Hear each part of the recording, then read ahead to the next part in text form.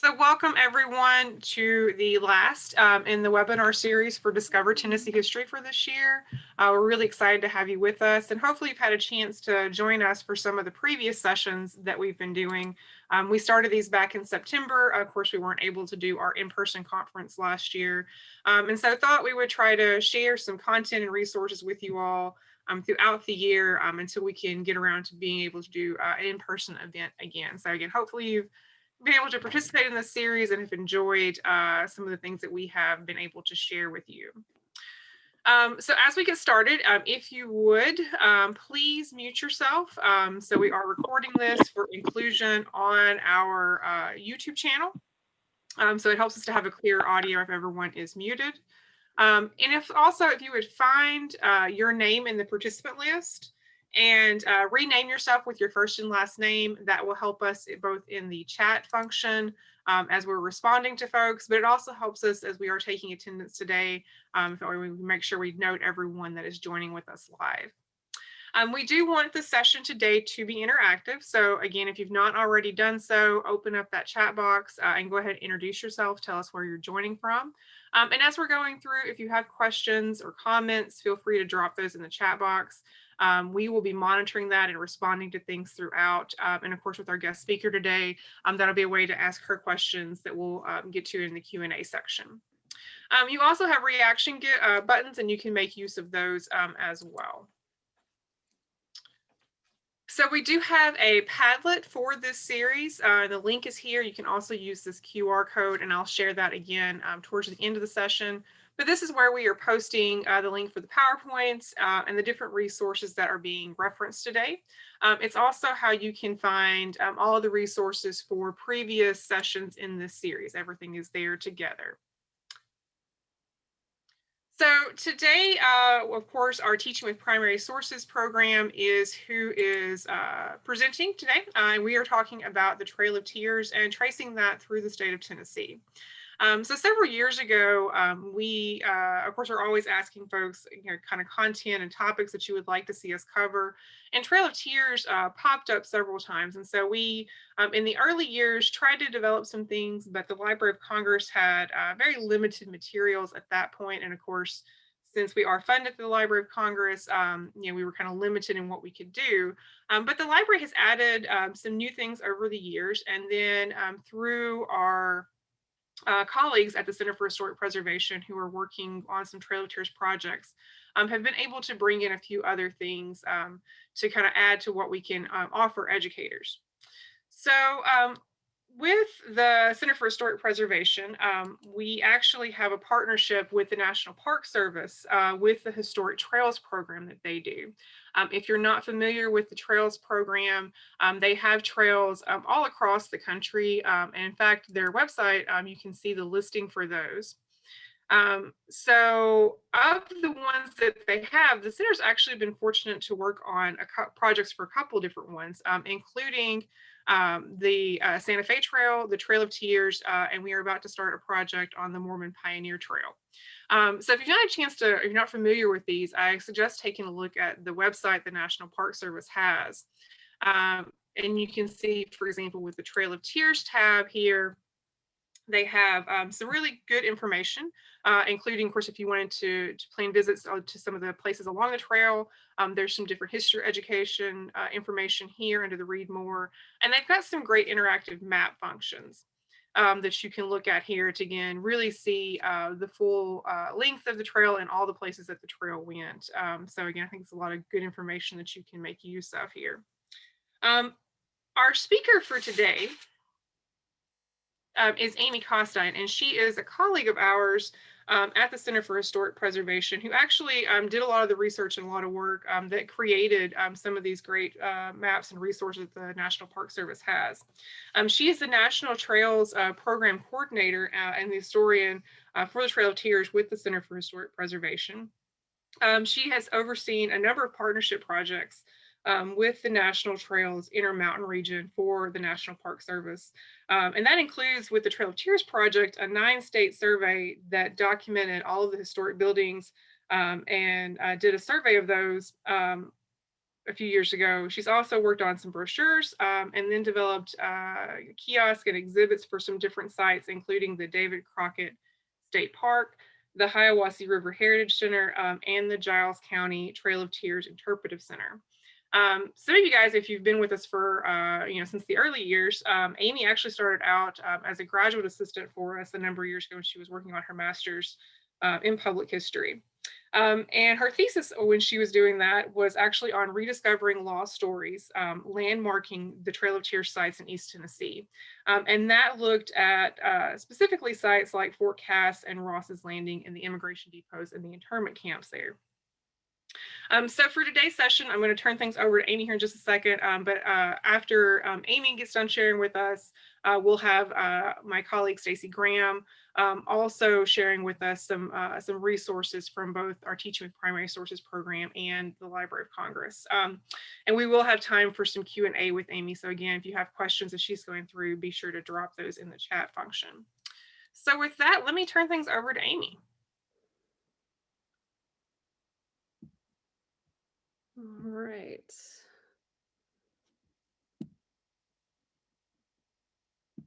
Well, hello, everyone. So today I wanted to take a closer look at the Cherokee experience on the Trail of Tears through the lens of the many different methods of transportation utilized to remove them from their ancestral homelands in North Carolina, Georgia, Tennessee, and Alabama to Indian Territory and present-day Oklahoma from 1837 to 1839. So in total, about 17,000 Cherokee were removed, with about 15,000 of them removed by force in 1838 to 1839. So the painting shown here by artist Max D. Standley is a pretty common depiction of the Trail of Tears. It shows a Cherokee walking down a dirt road. There's a small number of wagons, certainly not enough for all the Cherokee. There's some horses and oxen. And I do think this is a fairly accurate depiction of what the majority of the Cherokee experienced who traveled overland on the Trail of Tears, but it doesn't quite tell the whole story.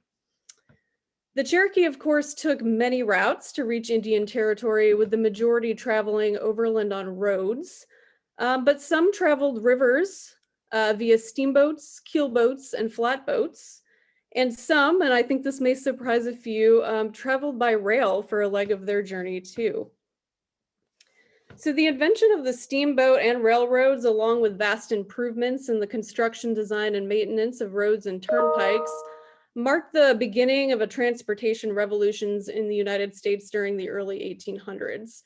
The Cherokee removal occurred as this revolution began to unfold, and they utilized all major modes of transportation available at the time in order to reach their destination.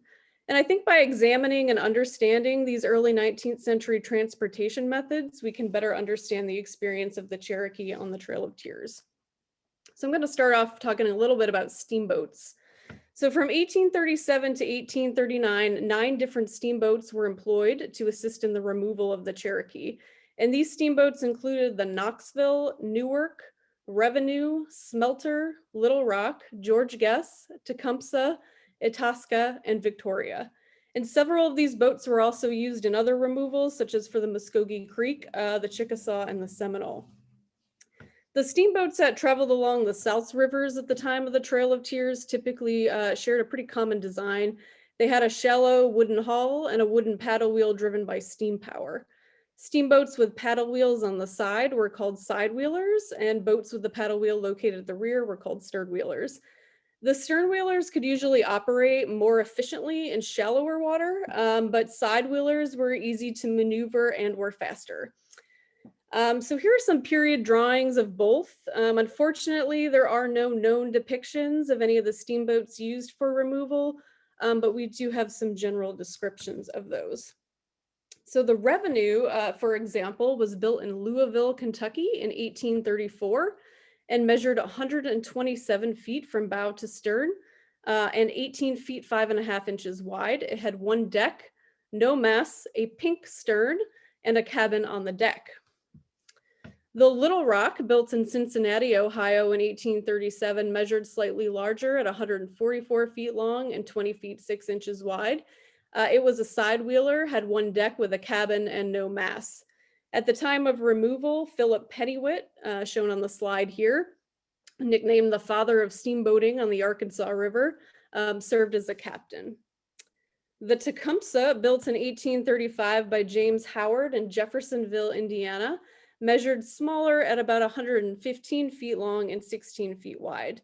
It too was a side wheeler and was the third boat built by the famous Howard Shipyard, which was operated by the Howard family from 1834 to 1941, when it was sold to the United States Navy to build military craft for World War II. During its 170-year history, the shipyard built more than 3,000 vessels, and today is the nation's oldest continuously operated inland shipyard. Arguably, no other boat used in the Cherokee removal was better known for its fine accommodations than the Steamboat Smelter. The smelter was built in 1837 in Cincinnati, Ohio, and was owned and operated by brothers Daniel Smith Harris and Robert Scribe Harris. The U.S. Army Lieutenant Edward Diaz described this light draught sidewheeler steamer as, quote, a very good boat, over 150 tons burthen, a fat vessel, end quote, and mentioned that it had a cooking stove on board too. The smelter was renowned for its speed and its luxurious accommodations.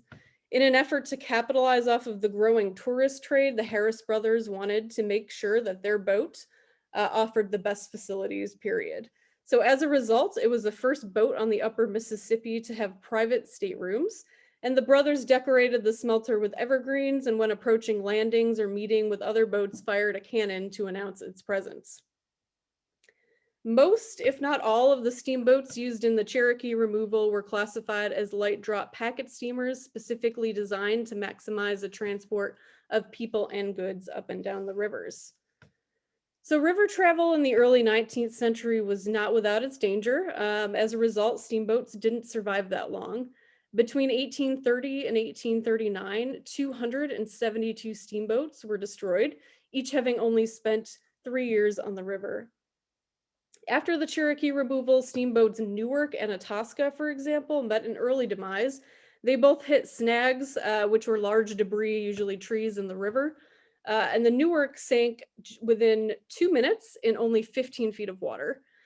Sandbars, storms, fires, boiler explosions were all just some of the many dangers steamboats faced. On more than one occasion on the Trail of Tears, steamboats carrying detachments of Cherokee ran aground on sandbars due to low water levels from a historic drought. When this occurred, it really took a tremendous effort from the crew to dislodge the boat and get it moving again. In addition to steamboats, 8 keel boats were also used to transport Cherokee detachments during removal. Keel boats took their name from their construction. These were long, narrow boats built with a keel providing stability. They typically ranged from 40 to 80 feet long and 8 to 12 feet wide, so they were a bit smaller than the steamboats. And they came to a point at the bow and stern. When fully loaded, the average keel boat drew just 2 feet of water, which made it ideal for travel in shallower waters. And these versatile boats transported people, food, and other commodities up and down the western rivers. While early keel boats were outfitted with a rear cabin, later versions typically had a much larger center cabin or cargo box, which served for shelter and storage. Keel boats were also equipped with sails and rigging and propelled by wind rowing, pulling, or hand winching upstream through the efforts of their crews. And we don't have any known images of any of the keel boats used in the removal, but we do have some period accounts that do offer some contrasting descriptions of their appearance. Dr. John S. Young, for example, described them in a positive light, as you can see on the slide here. But Dr. Clark Lillybridge, who was a physician employed to travel with the Young detachment, described the same keel boats as, quote, a revolting spectacle. So the jury's out on what these things actually were like and what their conditions were for the Cherokee when they were on them.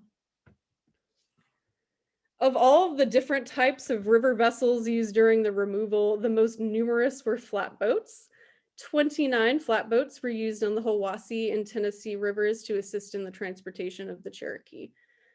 Flatboats were built commercially as early as the late 1780s and were one of the most common vernacular wooden boats used to transport people and cargo along the southeastern rivers in the early 19th century.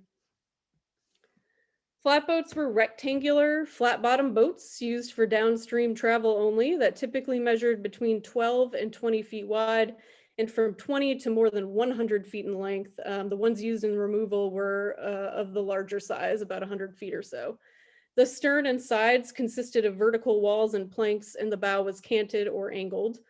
They typically had one or two long oars called sweeps on each side to help propel them, but some had a mast and sail to help speed these slow-moving boats down the river. In an effort to protect passengers and merchandise, cabins were also built on the flats. Now, some but not all of the flatboats used in the Cherokee removal were actually lashed side by side to the steamboats and towed through some of the more dangerous rapids on the Tennessee River near Chattanooga. So the steamboats were really hauling them along these the Tennessee and Hiwassee rivers for the most part. Watercraft, such as ferries, was also necessary for those detachments traveling overland routes as they crossed major rivers such as the Tennessee, Mississippi, and Ohio. And there were several different types. In the case of a rope or a cable ferry, seen here, a cord was strung across the water from bank to bank and pulled by hand, or attached to a wheel turned by an operator, which would then pull the ferry boat across the water. This method was only practical in shallower areas where there was little or no river traffic that could get tangled in the ropes. A swing ferry, also known as a flying ferry, was tethered to a stable point in the river by a cable or heavy rope and used the water current as an elaborate set of pulleys to swing it from one bank to the other. And such a ferry connected Calhoun, Tennessee to the Indian Agency in Fort Cass at present-day Charleston, Tennessee. And Cherokee detachments used two other swing ferries on their journeys, one each at Ross's Landing in present-day Chattanooga, and the other was in Savannah, Tennessee. Steam ferries were essentially small, less elaborate steamboats.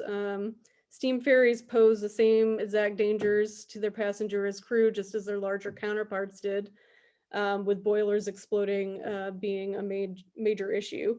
And actually, a boiler did explode on the ferry that connected Berry's Ferry, or it was called Berry's Ferry, and it connected Galconda, Illinois. It left from there. And that scalded several people and killed two, including one member of a Cherokee detachment. So these weren't the safest, to say the least. The danger and expense of steam power encouraged some ferrymen to use animals as a source of self-contained propulsion. So horse ferries had one of several types of wheels, such as a side-mounted paddle wheel or a horizontal tread wheel that you see here, to which horses were attached, and their forward movement providing the energy to actually propel the boat forward. And the only horse ferry known to be used on the Trail of Tears was at Greens Ferry in Bainbridge, Missouri, which ferried some of the Cherokee detachments on the northern route across the Mississippi River from Illinois. So while the majority of Cherokee traveled via river or road, 3 detachments traveled on the Tuscumbia, Courtland, and Decatur Railroad for a leg of their journey. And this 43-mile railroad finished construction in 1834 and was among the earliest railroads in the United States. And its formation was really born out of an economic need to bring goods efficiently into the local economy of northeastern Alabama and to transport cotton and other commodities year-round by avoiding the dangerous Muscle Shoals area of the Tennessee River. Islands, low-lying shoals of jagged rocks, intense rapids, low water levels made the shoals area impassable and halted economic activity on the river for 9 to 10 months of the year on average.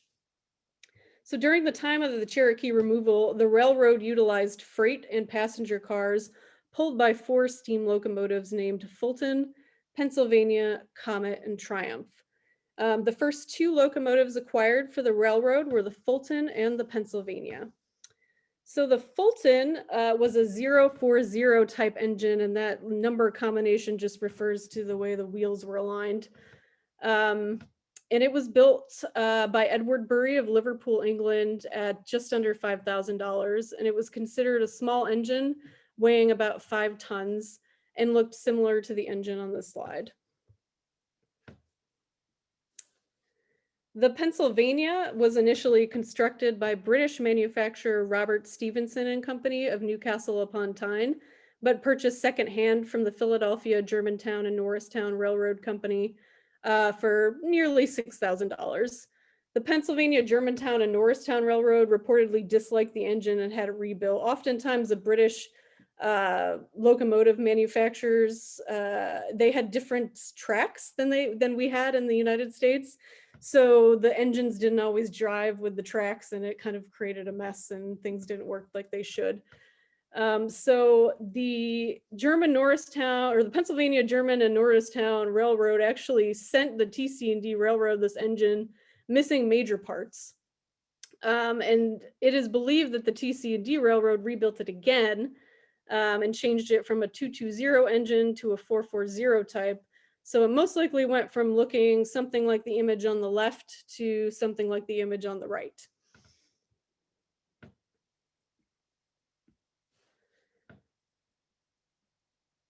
Another engine named the Comet was ordered from the West Point Foundry in New York and cost just under $8,000. The engine was the first recorded iron frame American-made locomotive, so pretty interesting there. The locomotive engine Triumph was made by W.M. Baldwin of Philadelphia and cost just over $7,000. It was placed on the tracks on June 1st, 1836. And the TC&D's chief engineer, David Deschler, noted that the engine performed well and is remarkable for the great simplicity of her gearing and at the same time for the strength of all of her parts. So compared to the Pennsylvania and the Comet, which had major issues and repairs, the Triumph had few mechanical issues early on and only required $11.16 in repairs for its first couple months. The other engines were rendered useless for a few months, so this one did well. These 4 steam locomotives hauled passenger or pleasure cars and small flat freight cars known as burden cars. And very little information is known about the railroad's passenger cars just due to the scarcity of existing records from the railroad.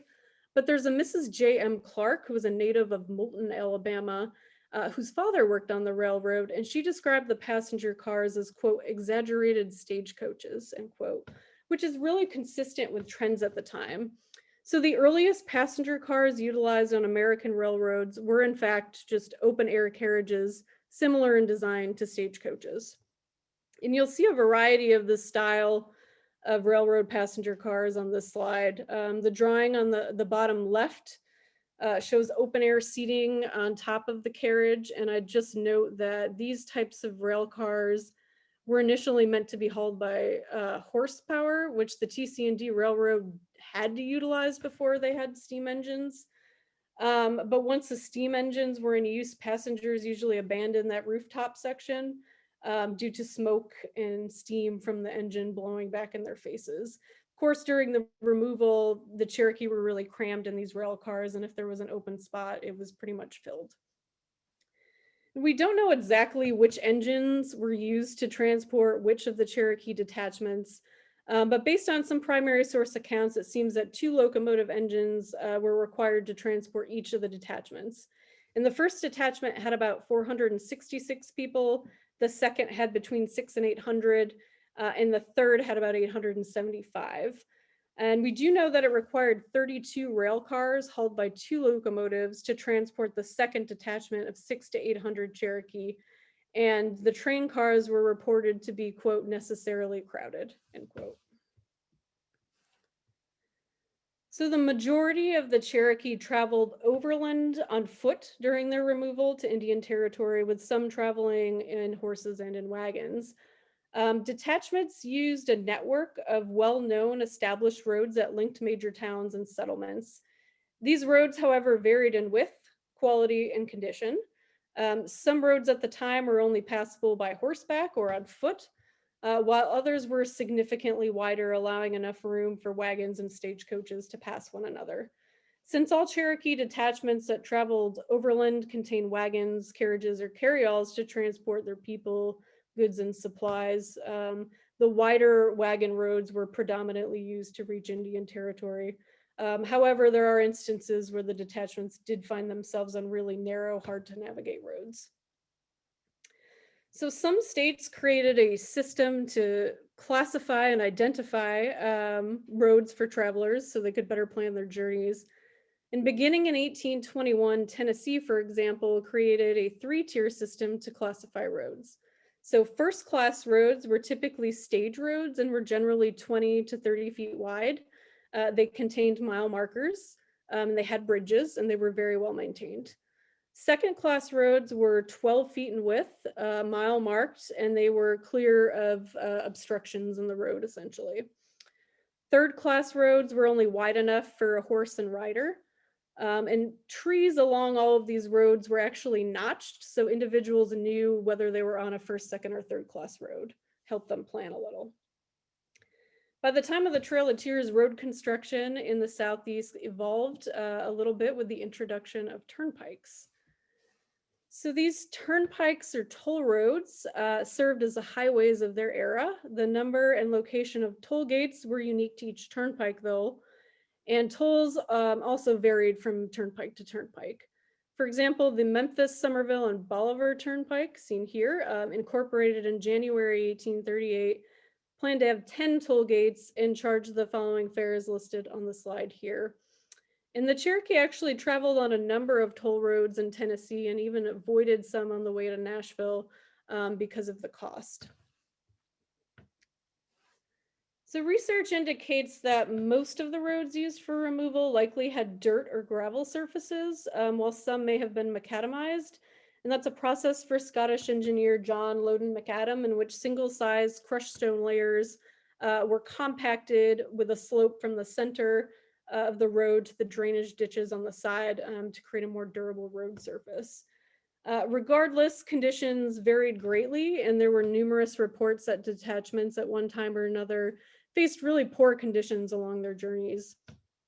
Evan Jones, for example, reported to Principal Chief John Ross on October 27th, 1838, in McMinnville, Tennessee, that the detachment was, quote, somewhat fatigued with passing so rapidly over bad roads, end quote.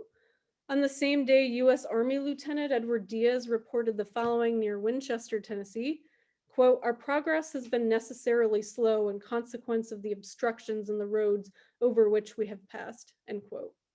A week later, on November 3rd, 1838, Diaz continued to complain about the conditions of the roads, reporting, quote, we have pursued the direct road through Fayetteville and Pulaski leading to Memphis, part of which we have found very rough, end quote. 2 days later, Reverend Daniel Buttrick reported in his journal that while passing a particularly narrow and dangerous part of the road in the Walden's Ridge area, a wagon overturned, causing fatal injuries to a member of the detachment. And as the journey progressed through the winter months, rain, ice, and snow really caused the roads to deteriorate even more. While the majority of Cherokees walked on the Trail of Tears due to an insufficient number of horses, oxen, and wagon, animal-powered wooden vehicles were still a constant presence on the trail and played an important role in the removal by carrying goods, the elderly, and the sick.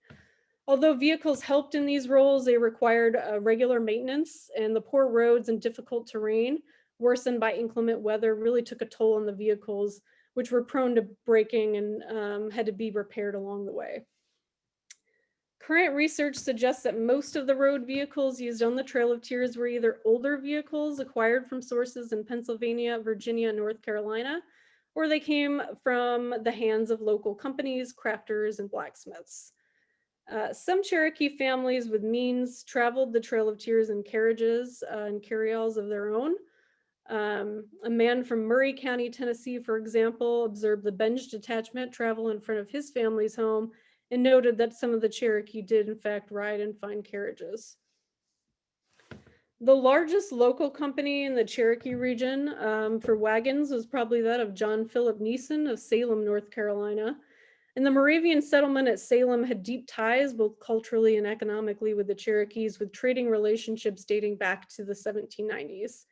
Interestingly, Nissan established his Salem wagon making factory in 1834. This was months after the Cherokee Agency issued an announcement in January 1834 announcing the need for more wagons to carry out the removal.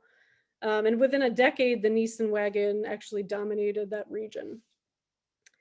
Other North Carolina wheelwrights and crafters were located in Charlotte, Lincolnton, Salisbury, and Catawba County near the border of the Cherokee country. Easton Morrison's Tennessee Gazetteer indicates that there were several wagon makers were active near the Cherokee settlements in Tennessee in the 1830s too. At least some of the wagons used on the Trail of Tears came from Winchester in Franklin County, Tennessee. Cherokee leader John Ridge gave missionary William Chamberlain $3,000 to travel to Winchester to purchase wagons specifically for his family's use on the trail. So though many wooden wagons shared different characteristics, they varied in shape and intended purpose. The Pennsylvania-based Swiss and German wagon makers who developed the Conestoga wagon designed it to carry freight more so than people, though it did both. And the Nissan wagon works produced a variation on the Conestoga wagon known as a crooked bed wagon, that was in the last slide. And it was smaller, lighter in weight, and used more for farm work rather than long distance freighting. But despite the intended farm use and given the company's establishment just a few years before the federal government removed the Cherokee West, this type of farm wagon was probably present on the Trail of Tears as well. While the term carryall isn't really heard much today, it was commonly used in the first half of the 19th century to describe a type of light family wagon used in central Atlantic states and later used to describe light rockaways. So carryall was used interchangeably with other names to identify slightly different types of wooden vehicles at the time, but generally referred to a light covered four-wheeled carriage with two seats inside, drawn by a single horse, and more often used to carry people than heavy loads. Carryalls had convertible tops, stuffed seat cushions, and exterior paint. The Reverend Daniel S. Buttrick, who traveled with the Richard Taylor Detachment on the Trail of Tears, repeatedly referred to his vehicle as a carryall as opposed to a wagon or carriage, which were other terms he used to describe vehicles in the detachment. And Buttrick and his wife actually slept in their carryall on the Trail of Tears, but stored their bedding and tent and other supplies in a larger wagon during the day.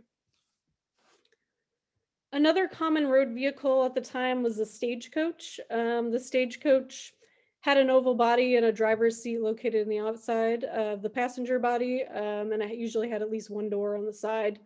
This form evolved into what is known as the American mail coach, the Concord coach, which ranged in size to hold usually about 6 to 9 passengers at a time. Less expensive passenger coaches with square-shaped passenger boxes and open sides were also built. These were referred to as passenger wagons, overland wagons, mud wagons, mountain wagons. It is possible that these could have been used on the Trail of Tears as well. And another popular form was a coachee. This was like a light family carriage with curtains that placed the driver and the passenger over the same roof. I did save the best for last. There is one wagon that still exists that was used during the Cherokee removal, and it's named the Zero Wagon. It was originally owned by Green Davis and donated to the Foxfire Museum in Georgia by Retta Picklesmeyer Zura.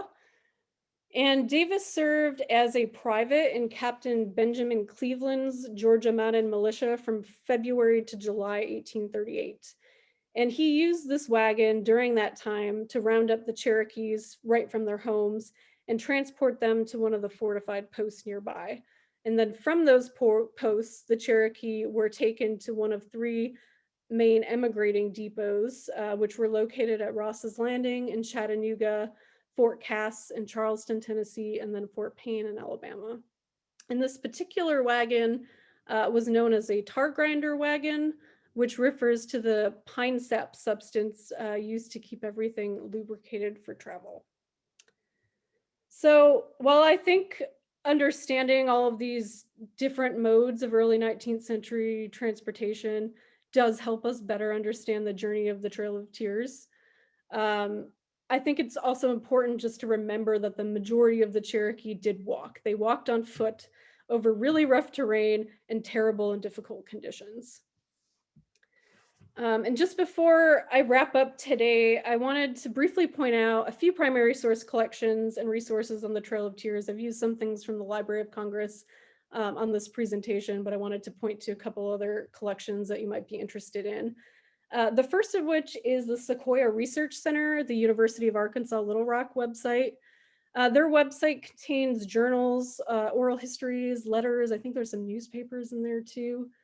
And of particular importance to me is a collection that has transcribed journals of both B.B. Cannon and Lieutenant Edward Diaz, who led detachments. And there are just so few journals that exist on the Trail of Tears. And these three, because there's two from Diaz, because he led more than one detachment, along with the Journal of Daniel Buttrick, who I've mentioned throughout this presentation, and that journal is available in print through the Trail of Tears Association. They give day-to-day accounts of the detachments that they traveled with or led, and some are more details than others, but these are such critical resources to really understanding and then tracing the Trail of Tears. Like, we wouldn't know what we do today without those journals. They're extremely important. Another great collection is Gill Crease Museum's website. They have a collection called Anthology of Articles, the John Ross Papers collection, which has over 1,000 documents, including some letters and muster rolls that are directly related to the removal. And what I like about this is you make a really simple account, just username, password, and you can download high resolution images of all of those documents.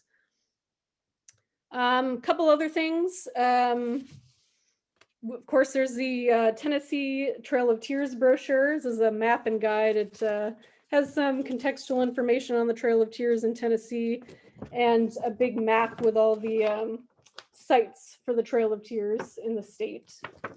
And then this presentation today is actually based on a new booklet our office came out with of the same name. So there's images that we used, I used in the presentation today, a lot of the information I gave, and then some additional primary source quotes that I wasn't able to mention that are in here. And both of these are available through the MTSU Center for Historic Preservation. We have limited hard copies of them available, but we also have PDFs too. And I think Kira's plan is to send links through that Padlet of these documents and the websites that I just mentioned. So I guess I will turn it back over to you, Kira. Thank you, Amy. Do we have any questions? If you guys want to drop those in the chat box, any questions for Amy? I know one that I have. So you mentioned all these different ways that people were traveling. How was that financed? Was that, did the U.S. government like pay for the toll road cost, or the boats, or I mean, how was that? Yeah, it was all supposed to be financed through the federal government. They paid for it all. And the federal government was also supposed to reimburse the Cherokee for their properties. When they were removed, in I think 1836, they evaluated every single house and homestead in the Cherokee Nation, evaluating, their homes, their fencing, their roof, their livestock, orchards, farms, whatever, and put a price tag on it. But they didn't always get the money back for that. But the federal government did pay for the actual transportation.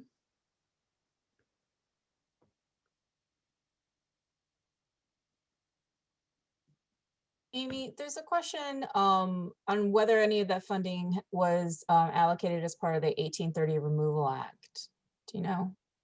I don't think so. I'm not sure on that, honestly. I'd have to look that up. I think most of this came through the Treaty of New Echota and then negotiations after that, but I'd have to double check on that.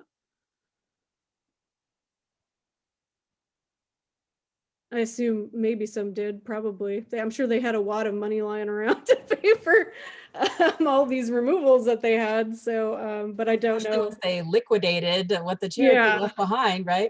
Yeah, and certainly there was even some jealousy between Cherokee contractors and then, American contractors, because these were lucrative deals to remove the Cherokee. We're talking about tens of thousands of people. So to get a deal to finance something like wagons or shoes or tents or shirts and clothes or food people wanted those because they were making a lot of money. I mean, it's not every day that tens of thousands of people come through your community looking for supplies and food. So Lewis Ross was a brother of Principal Chief John Ross, and he actually sort of took over the financial aspect on the Cherokee side for the removal. And there was jealousy among some folks in the government and the military that Lewis Ross was making too much money himself off removal. You know, it's interesting. Yeah, the thought that this was a for-profit Yeah. endeavor on Oh, top of yeah. everything Yeah. else is a little bit infuriating. Yeah, and there's Um, stories of the Cherokee and the internment camps in particularly in the Chattanooga area and Charleston, watching some of their livestock being sold for like pennies, you know, a fraction of what they were worth in front of them. It was really brutal.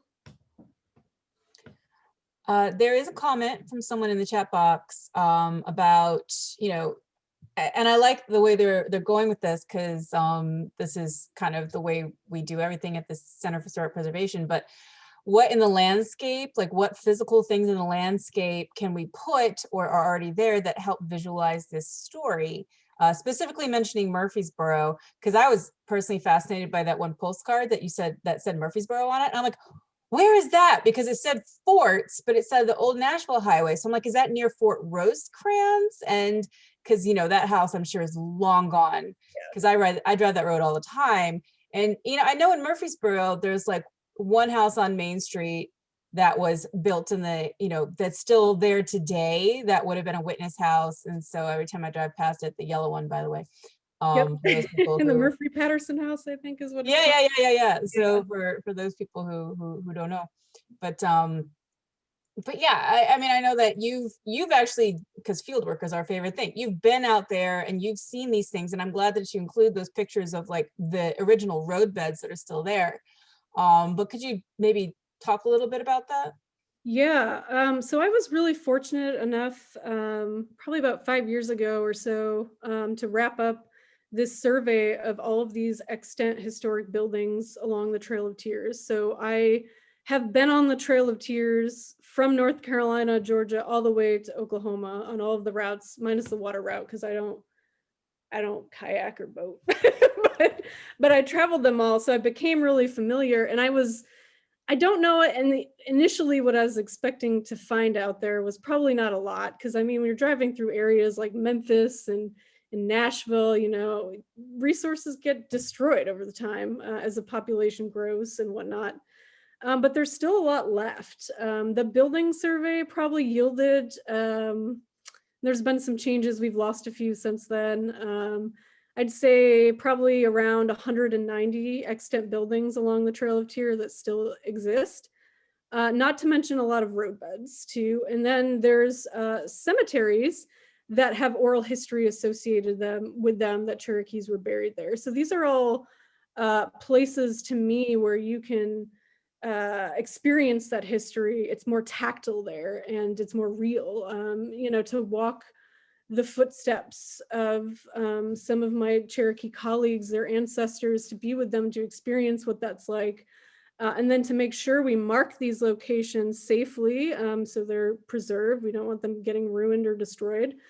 To keep telling that story, because it's so important that we don't forget what happened so it doesn't happen again.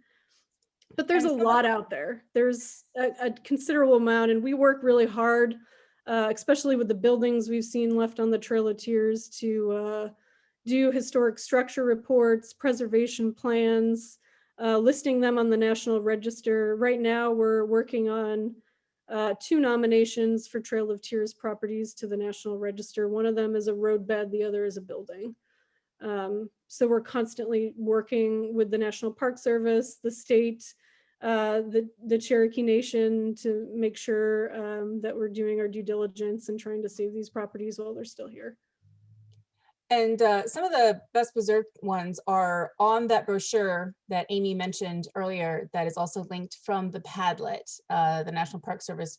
And you can find that fold-out brochure at a bunch of visitor centers in case you want a hard copy, but the PDF copy is available through the Padlet, and I'm going to show links in the last few minutes of this presentation.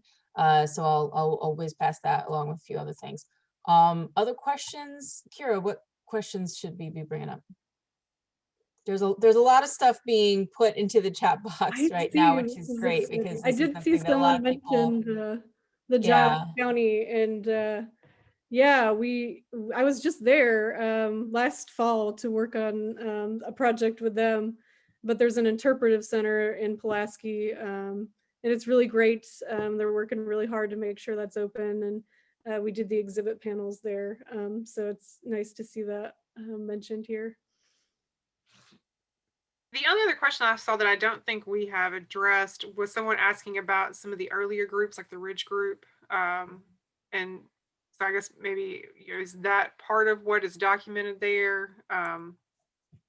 Yeah, so there were voluntary removals that happened before 1838, the deadline in May 1838, essentially.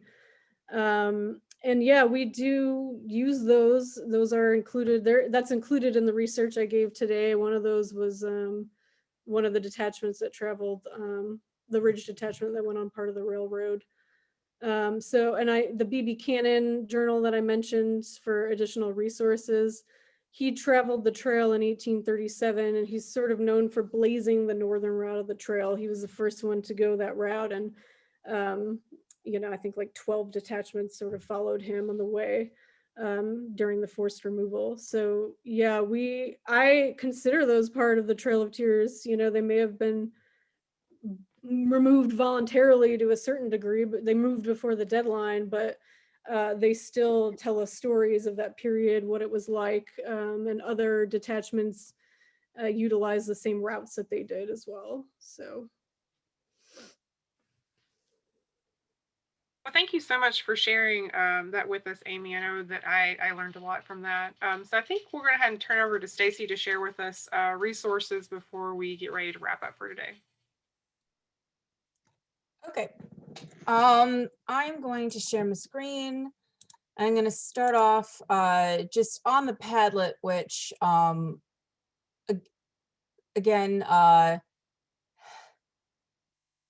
if Layla, you're always quick at this, if you could drop the link to the Padlet back in the chat box, that would be great. So you can see here, this is the one on the far right.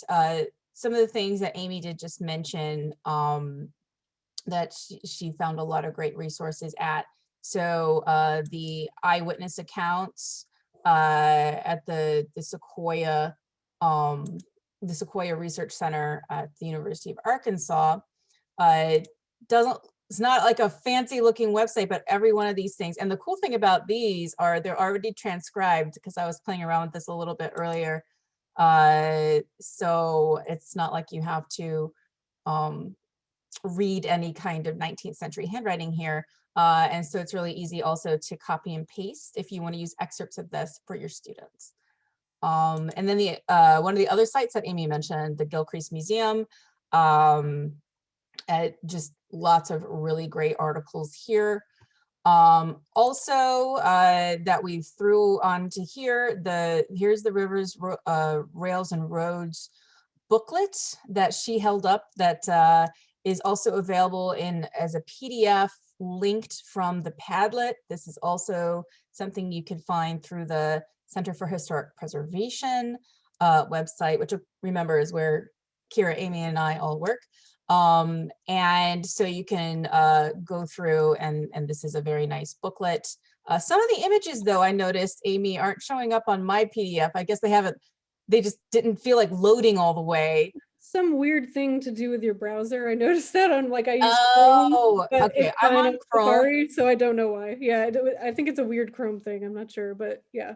Yeah, so if that happens to you, try out some other browser, but know that it's not supposed to be like that. Or just download it. That should fix it. Yeah, you could download it. I needed to have it as some sort of a, okay, that black bar needs to leave. I think the black bar keeps returning so that I can't access my things when people write in the chat box, and it's not going away. I can't get to my tabs. They're blocked because it's a chat box. popping up. Great. Well, let me see if I can maybe X out. Okay, there. Now I can get to the Trail of Tears brochure. And this is also something that's on the Padlet, of course. I had blown it up so that I could read the words on it. But this is, of course, a big fold out. So if you have it in hard copy, it's really easy to read. But it's just beautifully done. When you're looking at a PDF, it's just these 2 pages. But this also highlights a lot of the physical spaces and places that you can go to today. Including, I know that Amy mentioned cemeteries. The Brainerd Cemetery, the Brainerd Mission Cemetery is one that where they thought that some of the Cherokee who died along the way were buried there. So that's kind of a neat site that I've always wanted to go to. And you can see that this concentrates on Tennessee. But do they have these for the other states as well, Amy? This was the first state one, but since then, Georgia has come out with a brochure, and I believe North Carolina has come out with one. And I've heard rumors for years that one is coming out for Kentucky as well. All right. Well, anyway, Tennessee, the most important one. And we also have linked from the Padlet a primary source set and links guide that we did that's available through our website. So of course you can download it from the Padlet, but I also want to show you where it's located on our website. So it's under primary source sets. And if you go to US History, Colonial America to Civil War, it's going to be here. You can see we actually have a primary source set on Andrew Jackson that touches a little bit on Indian removal, and then a whole one devoted to the Trail of Tears. So this one has just, you know, a lot of really good stuff on it, and not just images, but also links, both within the Library of Congress website and some links that go outside of it.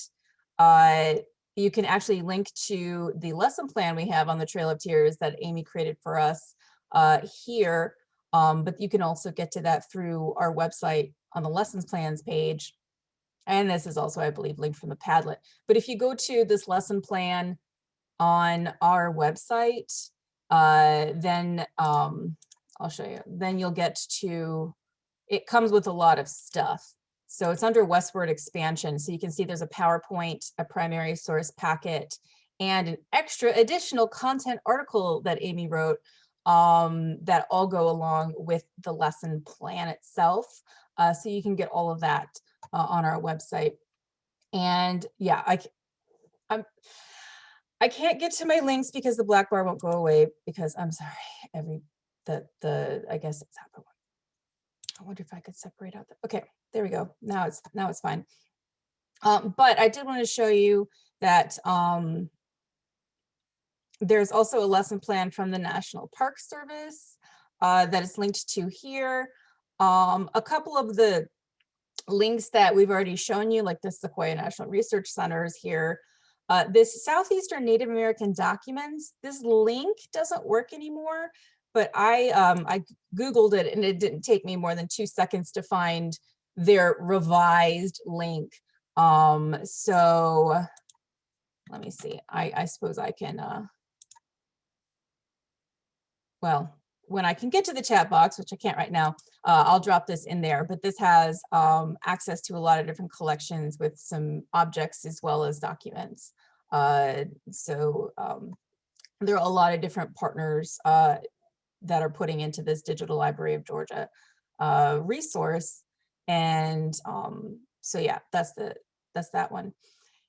And then this one, which I'm going to talk about a bit more in a second, is actually, this is about the 1830 Indian Removal Act. This is a link to where you can find that on the National Archives website, but of course it's also available through the Library of Congress, and we've also created an activity that goes with it. And so one more link I want to show you inside this primary source and links guide is, again, the Library of Congress actually looks closely at the course, this link was changed as well, but you can get to it by going to the right spot on the timeline and Indian Removal Act. So the Library of Congress created a whole research guide on the Indian Removal Act of 1830. And so here's the just kind of intro page. But if you go under digital collections, it'll show you like every single place where it's mentioned or touched on in any of the primary sources at the Library of Congress's collections. So that is available right here. And we have, some of you may have actually been to some of our previous workshops where we've created a historical empathy activity around Andrew Jackson and Indian removal, focusing on the time period of 1830. And there's a student packet created for that. This is part of, getting at that SSP 05 bullet point. And this is not available through our website yet. We do have a link for it, and it is available through the Padlet. So you can download it from there. So this is basically a student packet for looking at more closely. Here's an excerpt from that message to Congress about the Indian Removal Act. And then it divides students into 4 different groups, and they each read a different reaction to the issue of Indian removal in 1830. So this is well before the Trail of Tears, but it's obviously very important context for building up to that. And here's, of course, Lewis Ross talking about his perspective. So basically, this is to show students that you can judge Andrew Jackson's policies on Indian removal by the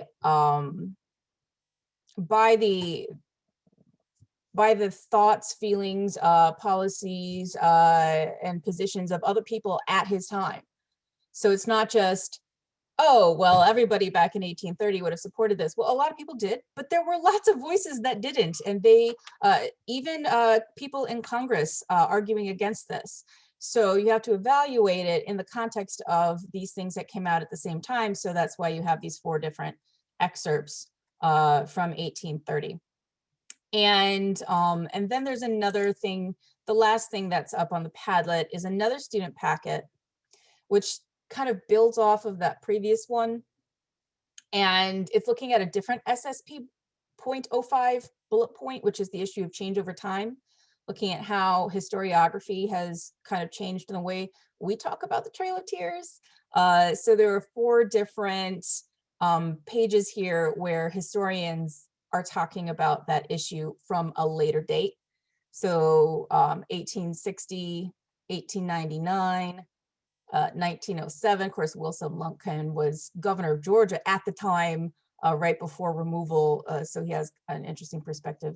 And then 2 modern historians, I've met both of them, John Meacham and Mark Cheatham, who've written books on Andrew Jackson. And so just getting students kind of thinking about how the history of this event has changed over time as well, and hitting that SSP 05 standard. All right, so that's what's on the Padlet, and I'm going to turn it back over to Kira. Thank you, Stacy. And thank you guys for some of the suggestions that we're seeing in the chat box. Again, this is a topic that we hope to explore more here in the coming months. We're looking to maybe do something this summer on the topic. So again, we'd love to have your feedback on what you would like to see us focus on as we continue to build out more resources for this topic. So again, just a reminder, we do have the Padlet available. We've dropped that link in the chat box, but here it is again, and that is where you can find all the things that Stacy just showed us. Again, thank you guys so much for joining us today. As you get ready to log off, we do have a short survey for you to complete. So we'll drop that link in the chat box as well. If you'll take a moment to fill that out, that will be very helpful to us. Our Discover Tennessee History group, again, this is a collaboration with different organizations across the state. And we are looking to continue our collaborative work and offer different teacher PD events. So we hope to be able to make some announcements about what our next steps will be here in the coming weeks, hopefully before the end of school year, announce what our next thing will be. But again, if you guys have suggestions, things you would like to see, we would love to hear your feedback. So again, we'll drop that link in the chat box. I'm going to stop our recording, but I do want to again thank you guys so much for joining us this afternoon after a long school day. We really do appreciate it.